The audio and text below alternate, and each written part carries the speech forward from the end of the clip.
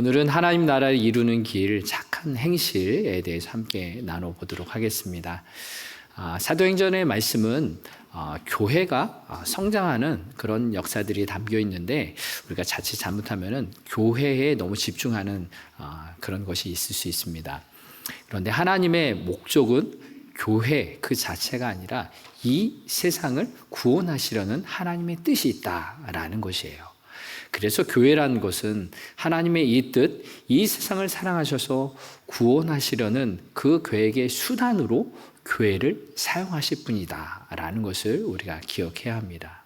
그래서 우리가 교회가 성장하기 위해서 무슨 성경에서 원리를 찾는 것이 아니라 한 분 한 분 성도님들이 살아가는 그 가정과 삶의 자리가 하나님의 나라를 이루어가는 그러한 삶으로 연결되기 위해서 오늘도 이 성경 말씀을 우리가 보는 것입니다. 오늘 본문에는 안디옥 교회의 이야기가 나오고 있고, 그 가운데 바나바라는 사람이 집중되어 있습니다. 안디옥이라는 것은 오늘날 터키 남부 지역에 있는 곳인데, 안디옥은 예전부터 동양과 서양의 문명이 만나는 곳으로 아주 많은 사람들이 있었던 곳입니다. 특별히 그러나 우상 숭배가 또한 많았던 곳이기도 합니다. 이곳에 스데반 집사님의 순교, 돌에 맞아 죽는 이 사건으로 인해서 흩어진 사람들이 복음을 전해서 교회가 세워졌고, 예루살렘 교회에서 바나바를 파송해서 그 소문의 진위를 파악해보고, 또 그곳에 남아서 목회 사역을 해서 그곳에 많은 사람들이 있게 되었다라는 것이 오늘 본문의 주요한 내용입니다. 오늘 함께 이 본문의 내용을 함께 나누면서 하나님께서 이 안디옥 교회 그리고 바나바를 사용하셔서 그곳에 하나님의 나라가 어떻게 확장되어 갔는지 살펴보려고 합니다. 첫 번째 함께 나눌 이 바나바에 대해서 함께 살펴보려고 하는데요. 이 안디옥 교회 오늘 본문 19절은 이렇게 시작을 하고 있습니다. 그때 스데반의 일로 일어난 환난으로 말미암아라고 기록을 하고 있는데요. 무슨 일이냐? 바로 스데반 집사님의 첫 번째 순교로 말미암아 많은 사람들이 예루살렘에서 이곳저곳으로 흩어지게 됩니다. 그래서 본문을 계속해서 보면은 복음이 베니게, 이 지방은 두로와 시돈, 갈릴리 옆쪽에 있는 북쪽에 있는 땅이고요. 또 구브로, 지중해 섬입니다. 바나바의 고향이기도 하고, 또 안디옥, 오늘 본문에 나오는 안디옥에 복음이 증거되었는데 본문에 뭐라고 나왔냐면은 유대인에게만 복음을 전했다라는 표현이 나오고 있어요. 그런데 20절을 보니까 그 중에 구브로와 구레네 몇 사람이 안디옥에 도착해서 유대인이 아닌 헬라인, 즉 이방인이라고 여겨졌던 복음에서 제외된 사람들인 이 이방인에게 복음을 전하게 됩니다. 그래서 이곳에 많은 사람들이 예수님을 믿게 되고 안디옥 교회가 시작이 됩니다. 그래서 본문 21절을 보면은 하나님께서 놀라운 일을 벌이시는데 함께 읽어보겠습니다. 주의 손이 그들과 함께 하심에 수많은 사람들이 믿고 주께 돌아오더라. 아멘. 핍박이 일어났는데, 어려운 일이 벌어졌는데 복음을 받아들이는 많은 사람들이 생겨났다라고 기록을 하고 있습니다. 우리의 가정과 이웃에게도 이러한 복음의 놀라운 일들이 벌어나길 원합니다. 예수를 믿지 않는 우리 가족들, 이웃들, 또 믿으나 믿음이 연약한 우리 가족과 이웃들에게 하나님의 은혜의 복음이 전해져서 구원받는 일들이 더 많아지길 소망합니다. 바로 이 안디옥 교회는 우리가 방금 읽었다시피 어떤 사도, 제자들이 가서 증거한 것이 아닙니다. 평범한 성도님들이 그곳에 가서 자신의 삶으로 복음을 증거했습니다. 이름도 나오지 않는 평범한 성도들에 의해서 교회가 세워졌습니다. 그리고 이 교회가 세워졌다라는, 많은 사람들이 주께로 돌아왔다는 소문이 예루살렘의 교회에 들려졌고, 예루살렘 교회는 바나바를 파송합니다. 여러분, 파송할 때 어떤 사람을 보냅니까? 믿음직한 사람, 신뢰할 만한 사람을 보내죠. 그만큼 바나바는 예루살렘 교회에서도 좋은 리더십으로 쓰임받았고 이제 안디옥 교회에 갑니다. 이제 안디옥 교회에 보내진 바나바는 어떤 사람인지, 그 가운데 하나님의 놀라운 섭리는 무엇인지 함께 살펴보고자 합니다. 첫 번째, 그는 착한 사람이다 라고 본문을 기록하고 있습니다. 본문 24절의 말씀 같이 읽어보겠습니다. 바나바는 착한 사람이요 성령과 믿음이 충만한 사람이라. 이에 큰 무리가 주께 더하여지더라. 아멘. 오늘 본문에 바나바를 이야기하는데 첫 번째로 착한 사람이다 라고 기록합니다. 영어 성경은 굿맨이라고 표현합니다. 여러분, 착하다라는 말 어떻게 들리십니까? 여러분도 많이 들으셨나요? 네, 라떼에 착하다라는 말 다들 들어보셨을 것 같아요. 근데 여전히 착하다는 말 들어보시나요? 어떠세요? 네, 요즘은 아닌가요? 네. 우리가 이 착하다는 말 우리가 순수하게 받아들이면 좋은 의미로 받아들이는데, 요즘 분들은 만약에 우리 자녀들이 착하다라는 소리를 학교에서 듣고 온다라고 생각하면은 좋지 않게 생각하는 분들도 계십니다. 맨날 지구만 온다. 맨날 노는 말할 줄 모르고 예스만 하고 온다라고 생각하기도 합니다. 그래서 착하기보다는 어떤 때로는 나쁘게, 때로는 솔직하게 대답하라 라고 말하는 분들도 계시다고 합니다. 그런데 착하다라는 의미를 너무나 좁은 의미로 생각해서 생긴 오해인 것 같습니다. 자, 그러면 성경이 말하는 착하다라는 의미는 어떤 뜻일까요? 헬라어 아가도스라는 말은 선하다라는 뜻입니다. 그래서 영어 성경에도 굿이라고 표현했고요. 이 선하다라는 이 성품은 원래 하나님에게 속한 성품입니다. God is good. 하나님은 선하십니다 라고 말하지 않습니까? 바로 하나님께 속한 이 선한 성품이 우리 인간에게 나누어져서 우리가 하나님을 바라보며 하나님 안에 살아가며 닮아갈 때 생겨나는 그 선한 성품, 이것이 바로 바나바가 이런 착한 성품을 가졌다라고 말할 수 있는 거죠. 그래서 그는 그에게 있는 선한 성품이 선한 영향력을 주는데 사용되었습니다. 그의 이름을 살펴보면 그렇습니다. 그 이름의 이 바나바의 뜻이 위로의 아들이란 뜻이 있습니다. 원래 이름은 이 바나바가 아니라 요셉이었는데 사도들이 그에게 별명처럼 바나바라라고 붙여줬습니다. 얼마나 그의 삶이 위로하는 사람을 섬기고 세워주는 삶이었길래 위로하는 사람이다, 바나바라고 불렀을까요?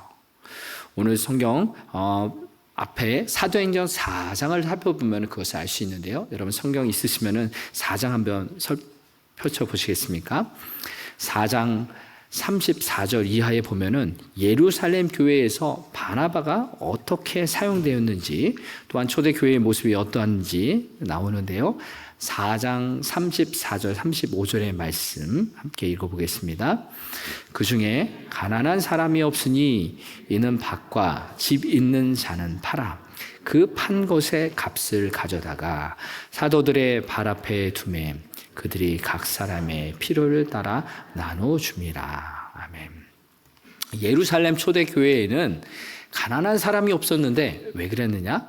각자 자기의 집과 자기의 밭을 팔아서 그 값을 사도들 앞에 내놓으니 가난한 사람에게 나눠준 거예요. 그래서 그 예루살렘 교회에는 모든 것을 함께 나누는 그런 아름다운 선한 일들이 많았다라는 것이에요. 그런데 다음 4장 36, 37절을 보면은 그렇게 한 사람 한 명의 이야기를 나누고 있습니다. 바나바의 이야기인데요. 같이 읽어보겠습니다. 구브로에서 난 레위족 사람이 있으니 이름은 요셉이라. 사도들의 일컬어 바나바라. 번역하면 위로의 아들이라 하니 그가 밭이 있음에 팔아 그 값을 가지고 사도들의 발 앞에 두니라. 아멘. 이 바나바는 구브로라는 섬에서 자라났고요. 그래서 그 섬에 있었던 자기의 밭을 팔았다. 사도들 앞에 나누었다라는 것입니다. 바나바는 자신의 있는 것을 내어놓아서 어려운 형편에 있는 사람들을 살폈어요. 그들을 돕는 일을 하는 착한 사람, 선한 사람이었습니다. 4주 전에 주일 설교 때 나왔던 선한 사마리아 비유 기억나시죠? 선한 사마리아인 또한 길에서 강도 만나 쓰러져 있는 사람을 자신의 포도주로 부어서 상처를 씻겼고요. 여관으로 데려가서 재우고 밤새도록 보살폈고 떠나면서 여관 주인에게 돈도 주고 부족하면 내가 더 와서 갚겠다라고 말한 정도로 선한 사람이었습니다. 성경에는 이처럼 선한 이야기들이 많이 나오고 있는데 바로 하나님의 선한 모습을 닮아 선한 영향력을 끼치는 사람들의 이야기가 기록되어 있습니다. 그래서 이 성경에서는 이 선하다, 착하다라는 이 성품을 성령의 열매 중에서 찾을 수가 있는데 어떤 성품이냐? 양선이라는 성령의 열매입니다. 양선 또한 영어로 번역하면 goodness입니다. 그런데 여러분, 성령의 열매, 이 착함의 열매를 맺는 것이 쉬울까요? 시간도 많이 걸립니다. 열매란 것이 그렇습니다. 여러분, 집에서 토마토를 키우거나 무엇을 키워도 한참을 기다려서 정성껏 돌봐줘야지만 그 열매가 맺히는 것이죠. 바로 성령의 열매, 이 착함, 양선의 열매를 맺는 것도 시간이 걸릴 수 있고요. 정성이 그렇게 많이 필요한 것일 수 있습니다. 그런데 이 성령의 열매는요, 무엇이 필요하냐면 하나님의 은혜의 담비가 필요합니다. 이 하나님의 은혜의 담비가 계속 부어질 때 성령의 열매를 맺히게 되어 있습니다. 우리가 방금 읽었었던 4장의 본문 바로 앞에 33절을 보면은 그 비결이 나오고 있습니다. 4장 33절 같이 읽어보겠습니다. 사도들이 큰 권능으로 주 예수의 부활을 증언하니 무리가 큰 은혜를 받아. 아멘. 그래서 34절에 시작되는 것이 이 사람들이 은혜를 받은 사람들이 자신의 집과 밭을 팔아 가난한 사람에게 나누어줬다라는 본문과 이어지고 있습니다. 즉 하나님께 큰 은혜를 받은 사람들이 자신의 삶에서 선한 열매를 맺어가서 선한 영향력을 나눠주는 사람이 되었다라는 것입니다. 바나바도 하나님의 이 큰 은혜를 받은 한 사람이 되었습니다. 하나님께 은혜를 받아주었으니 그 착한 열매로 다른 사람과 나눌 수가 있었던 것이죠. 사랑하는 성도 여러분, 이 사랑하는 우리에게 주시는 하나님의 은혜를 날마다 받아 누리시길 바랍니다.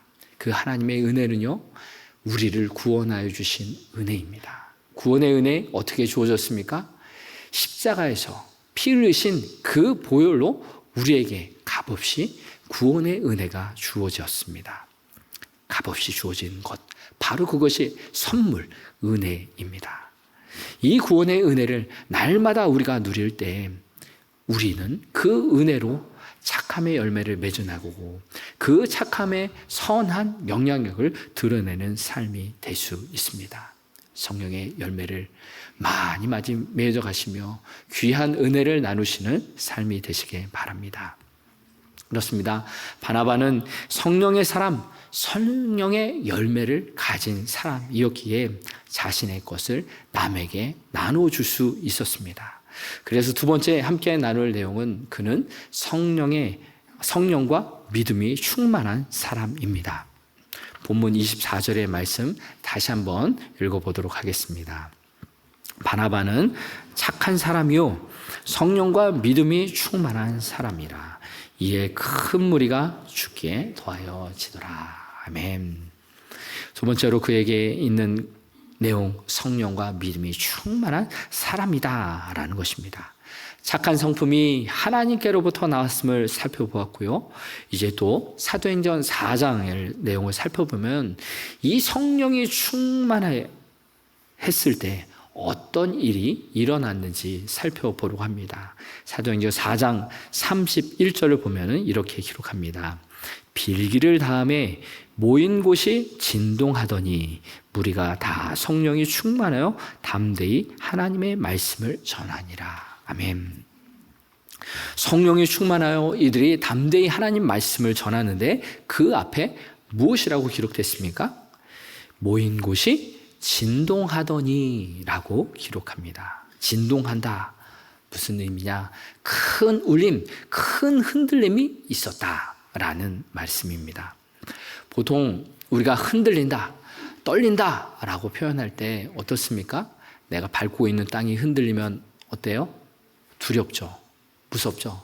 크라이스처치에서 지진이 났을 때 거기서 도저히 살 수 없다라고 표현했던 그 이야기가 그 흔들리는 땅에서 두렵고 떨리고 당황스러운 상황이 계속됐기 때문이죠.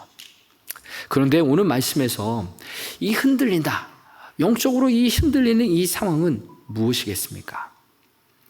성령으로 충만하고 성령으로 인도함 받는 이 떨림 가운데에서 나의 생각이 흔들리고 내가 붙잡고 있는 그것이 흔들리는 상황입니다. 이것이 바로 영적인 진동입니다.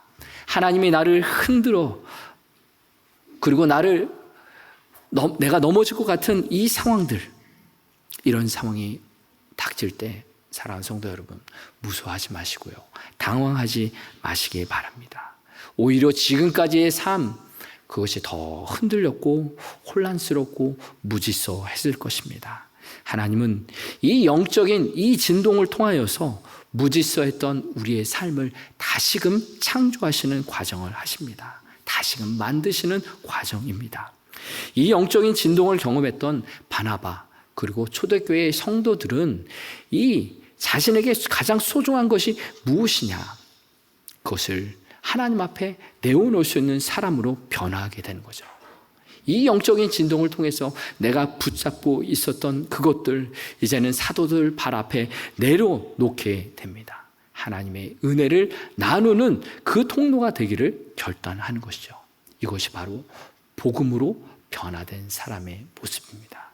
지금까지 붙잡고 있었던 돈, 명예, 이 모든 것들 이제는 복음 앞에 아무것도 아니니 이것 또한 하나님 앞에 드리고 하나님의 영광을 위해서 쓰임 받고자 그렇게 결단을 했던 것이죠.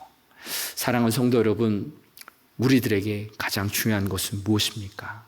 내가 붙잡고자 하는 것은 무엇입니까? 뭐니 해도 머니가 최고다라는 말 때문에 현혹되고 있습니까? 우리의 인생 가운데 지난 한 주간 가장 많은 시간 보냈던 것은 무엇입니까? 가장 많은 돈을 투자하면서 살았던 것은 무엇입니까?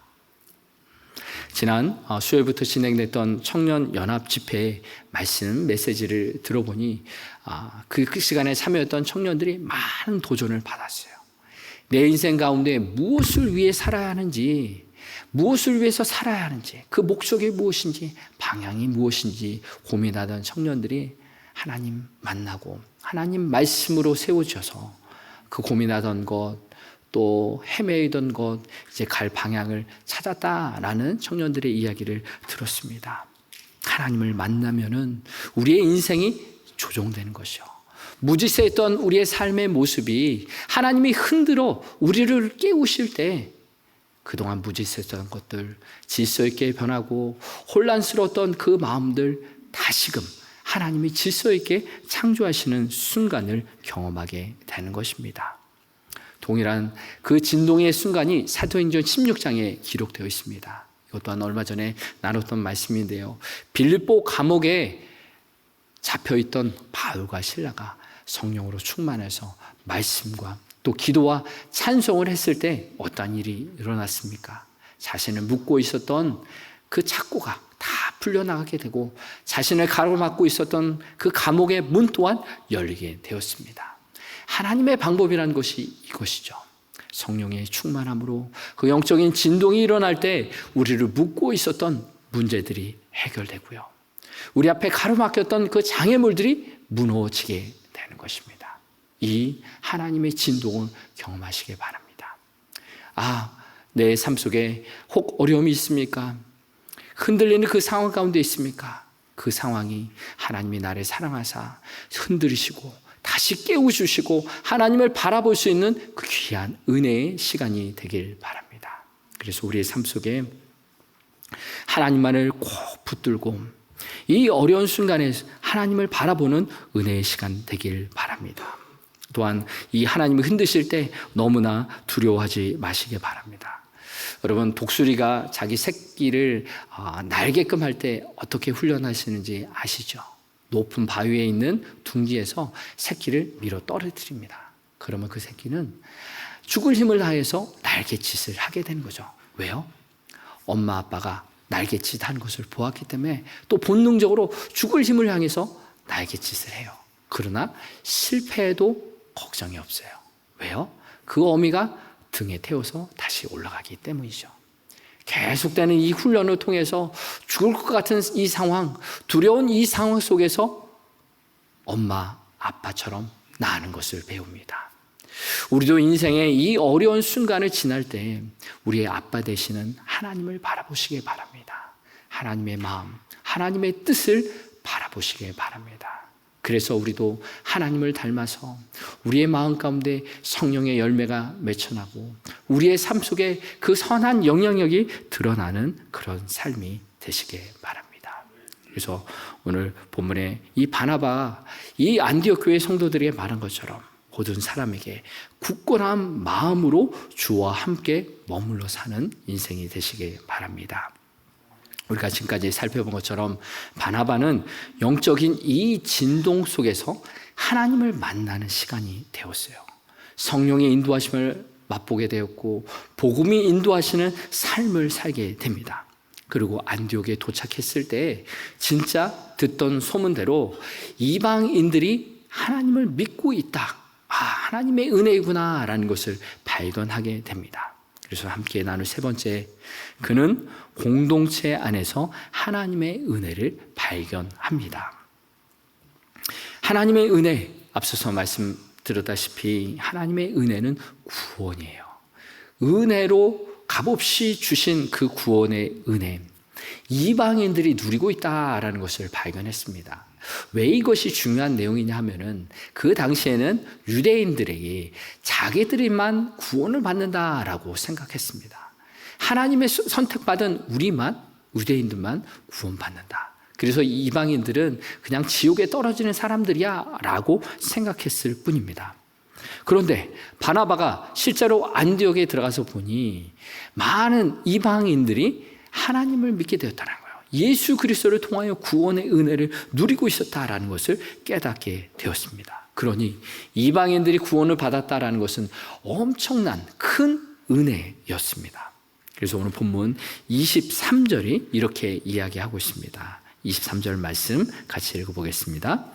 그가 이르러 하나님의 은혜를 보고 기뻐하여 모든 사람에게 굳건한 마음으로 주와 함께 머물러 있으라 권하니. 아멘.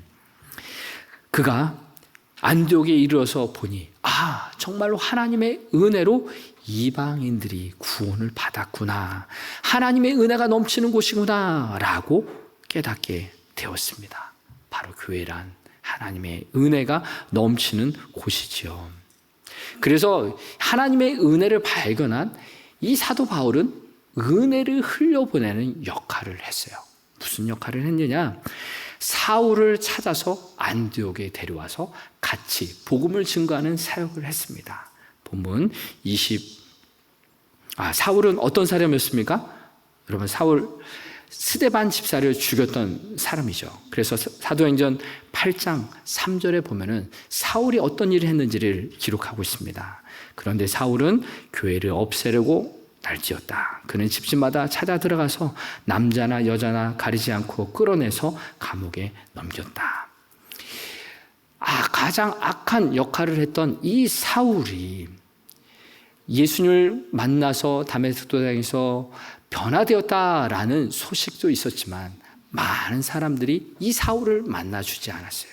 사울이 예루살렘에 가서 제자들과 교제하려고 했지만 그 교제조차 원만하게 이루어지지 않아서 사울은 고향인 다소로 갔었어요. 그런데 오늘 본문에서 긴 시간 동안 홀로 지냈던 사울, 아무도 찾지 않고 소외되었던 그 사울을 찾아갔던 사람이 바로 바나바입니다. 본문 25절, 26절의 말씀 같이 읽어보겠습니다. 바나바가 사울을 찾으러 다소에 가서 만나매 안디옥에 데리고 와서 둘이 교회에 1년간 모여 있어 큰 무리를 가르쳤고 제자들이 안디옥에서 비로소 그리스도인이라 일컬음을 받게 되었더라. 아멘. 사울이 찾아간 이유는 무엇이겠습니까? 다른 사람들은 사울을 잊어버렸어요. 그리고 만나고 싶어 하지도 않았어요. 그 악한 사울 변화되었다라는 말 믿고 싶지 않았을 것입니다. 그런데 바나바는 그 사울, 율법에 정통했고 하나님 말씀을 잘 알고 있는 사울을 찾아갔던 거죠. 그리고 함께 돌아와서 하나님의 말씀을 가르쳤다라고 기록하고 있어요. 바나바는 사울과 함께 사역함을 통하여서 이 안디옥에 하나님의 믿는 많은 사람들이 들어올 수 있는 통로로, 그 은혜의 통로로 사울을 사용했던 것이죠. 바로 은혜를 발견할 수 있는 사람이 은혜를 나눌 수 있는 사람의 역할을 했던 것입니다. 바로 교회란 바로 은혜가 있는 곳이고 은혜를 함께 나누는 곳이 되어야 합니다. 우리는 교회를 어떤 눈으로 바라보고 있습니까? 우리 교회는 구원받을 만한 사람만 모여 있는 것입니까? 천국 갈 사람만 모여 있는 것이겠습니까? 그렇지 않습니다. 천국 갈 사람이 아니라 천국 갈 수 없는 사람들이 모인 곳이 바로 교회입니다. 죄인들이 모였고요. 여전히 치료가 필요해서 환자여서 예수님의 돌봄을 받기 위해 이곳에 모인 곳이 바로 교회인 것이에요. 그래서 옆에 분을 바라볼 때, 그리고 옆에 분을 손을 잡고 함께 주의 일을 감당할 때 저분이 능력이 있어서 함께 일하는 것이 아니에요. 나와 똑같이 죄인이고 나와 똑같이 부족한 분이지만 그래도 하나님께서 저분 안에 있는 아름다운 그 무언가, 성령에 맺어가시는 그 열매가 있기 때문에 함께 손잡고 일을 하는 것입니다. 함부로 옆에 분을 판단하거나 정죄하거나 함께 일하지 못해라고 하지 마시고요. 구역 식구와 선교회 식구들과 우리 함께하는 모든 사람들을 나와 동일하게 연약한 존재이다. 그러나 하나님께서 구원의 은혜를 내게 부어주셨듯이 저분도 구원의 은혜를 베푸셨어. 그리고 함께 주의 일, 하나님의 나라의 길을 걸어가는 동역자라고 생각하시며 그 은혜의 길을 걸어가시길 바랍니다. 그때 하나님은요, 이 교회를 통하여서 못난 사람들, 죄인들이 모인 이 교회를 통하여서 하나님은 일하시는 것입니다.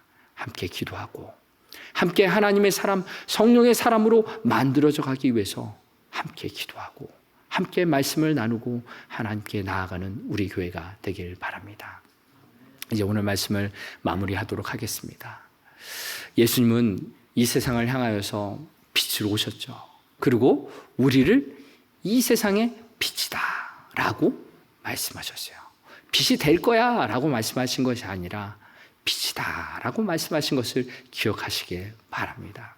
그래서 우리는요, 이 세상 가운데 우리가 빛이 되어서 나아갑니다.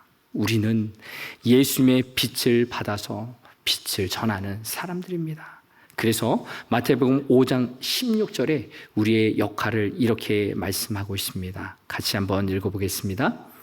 이같이 너희 빛이 사람 앞에 빛이 가요 그들로 너희 착한 행실을 보고 하늘에 계신 너희 아버지께 영광을 돌리게 하라. 아멘.